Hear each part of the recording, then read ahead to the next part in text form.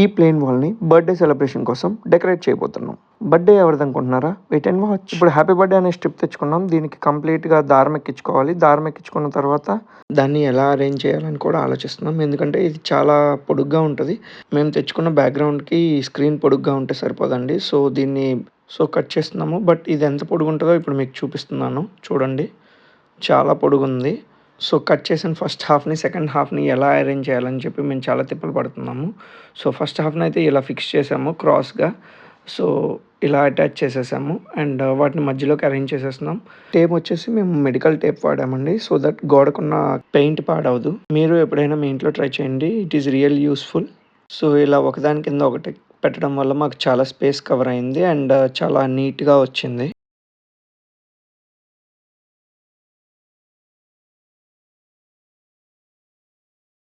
Happy birthday పెట్టేసిన తర్వాత నేను ఈ గోల్డ్ కలర్ మ్యాట్ అయితే తీస్తున్నానండి. ఇది సైజ్ అయితే 250x90 అని ఉంది. 90 వర్టికల్, 250 హారిజాంటల్ ఉంటుంది అనుకున్నాము. బట్ రివర్స్ అయింది.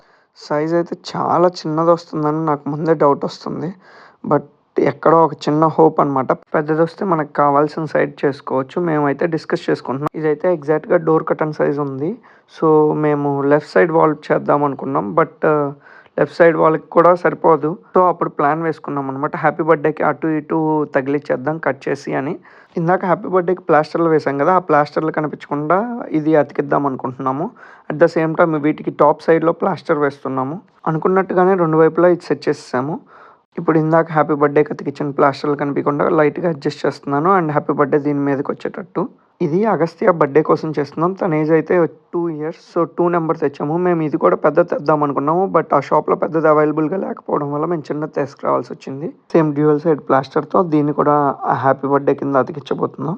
ఇది అతికించడం చాలా ఈజీ అనుకుంటారు. బట్ అంత ఈజీ అయితే కాదు. మేము చాలా ప్లాస్టర్స్ వేసి సో దట్ మళ్ళీ ఓడకుండా అతికిచ్చేసాం. నెక్స్ట్ ఇప్పుడు బెలూన్స్ కింద పెట్టాలా పైన పెట్టాలా, అసలు ఎక్కడ పెడితే దానికి పర్ఫెక్ట్ లుక్ వస్తుంది అని చాలా ఆలోచిస్తూ ఉన్నాం. ఫైనల్గా పైన పెడితే బాగుంటుంది అనిపించిందండి, ఒక ఫ్లవర్ లాగా.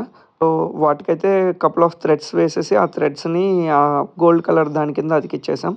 సో దట్ ఆ థ్రెడ్స్ ఎవరికి కనిపించవు అండ్ అలాగే ఆ బెలూన్స్ కూడా కింద పడవు, ఎయిర్లో ఫ్లోట్ అవుతున్నట్టు ఉంటాయి.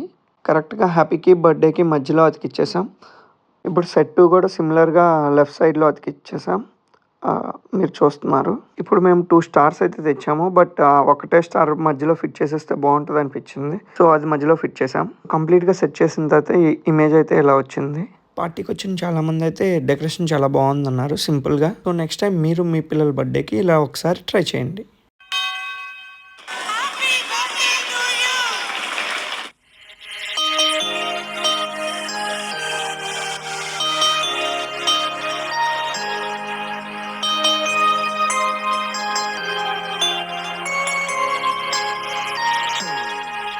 Happy birthday to you.